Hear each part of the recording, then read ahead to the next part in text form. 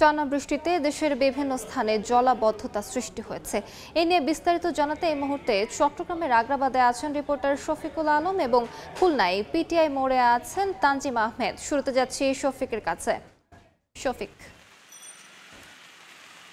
ভোর থেকে চট্টগ্রামে বলা যায় ভারী বৃষ্টিপাত হচ্ছে, কিন্তু ভারী বৃষ্টিপাতে চট্টগ্রামে বেশ কিছু নিচু এলাকা, বিশেষ করে আগ্রাবাদ এবং চৌমোহনী এবং হাজিপাড়া, এই বেশ কিছু এলাকায় কিন্তু পানি উঠেছে এবং এগুলো নিচু এলাকা, নিম্ন এলাকায় পানি উঠেছে এবং এতে করে এই আগ্রাবাদ এলাকা, ব্যবসায়ী এলাকা, বাণিজ্যিক এলাকা মানুষরা কিছুটা হতে বিপাকে পড়েছেন এবং যানবাহনে চলাচলের সমস্যা পড়তে হচ্ছে এবং রিক্সা, সিএনজি বেশ কিছু নষ্ট হয়ে গেছে সেরকম দেখেছি। তবে এছাড়াও কিন্তু হাজিপাড়া এলাকা,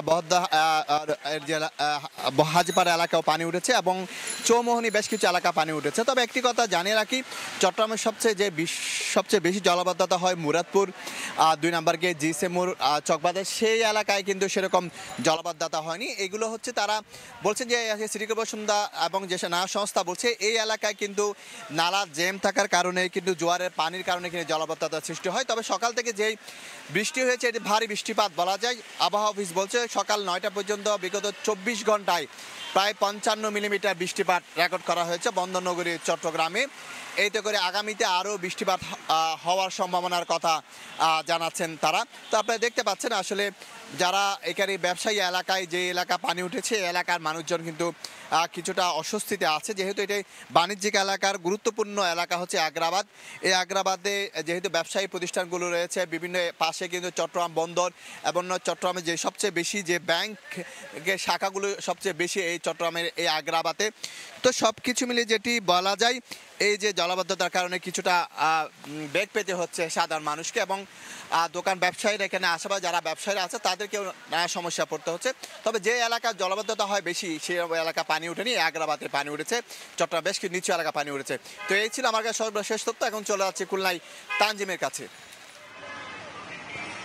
রাতের পর ভোর থেকেও খুলনার বিভিন্ন এলাকায়, পুরো খুলনা জুড়ে বলতে হবে, গুড়ি গুড়ি বৃষ্টি, এর ফলে জনজীবনে বেশ ভোগান্তি সৃষ্টি হয়েছে। একই সাথে নগরের বেশ কয়েকটি জায়গায় কিন্তু আসলে জলাবদ্ধতা সৃষ্টি হয়েছে। এর মধ্যে পিটিআই মোড়, মুজগুনি সহ কয়েকটি এলাকার কথা আমরা শুনেছি। সেসব সড়কে আসলে যাতায়াতকারীদের কিছুটা দুর্ভোগ পোহাতে হচ্ছে। তবে গতকালকের তুলনায় যদি আজকের চিত্র বলতে চাই, সেক্ষেত্রে আসলে ভিন্ন। অর্থাৎ গতকালকেই খুলনার বিভিন্ন সড়কগুলোতে অন্তত হাঁটু সমান পানি ছিল, সেই পানিটা আছে তুলনামূলক কম। এর কারণ আসলে বৃষ্টিপাতের পরিমাণ কম হওয়াতে, অর্থাৎ গুড়ি গুড়ি বৃষ্টি বিরামহীনভাবে পড়লেও এখন পর্যন্ত মুষলধারে বৃষ্টি খুলনাতে হয়নি।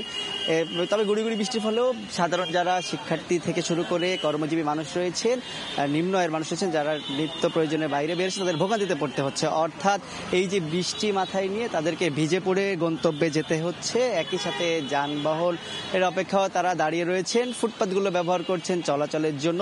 এটি জানিয়ে রাখতে চাই, খুলনাতে সাধারণত রয়্যাল মোড় সহ সবচেয়ে বেশি প্লাবিত হয়। তবে সেই এলাকাগুলোতে আজকে আমরা কিছুটা পানির কম দেখেছি। তবে যদি বৃষ্টি বাড়ে সেক্ষেত্রে আসলে এই জায়গাগুলো প্লাবিত হবে। জোয়ারের সাথে সম্পর্কিত একটা বিষয় রয়েছে, যেহেতু ভৈরবনাথ কাছে।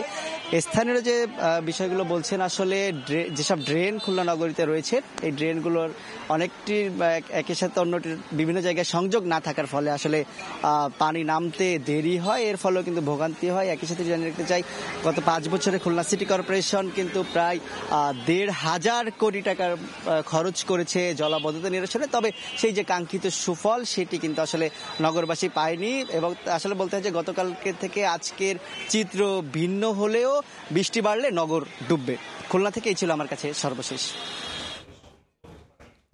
সরাসরি যুক্ত ছিলাম চট্টগ্রাম এবং খুলনায়।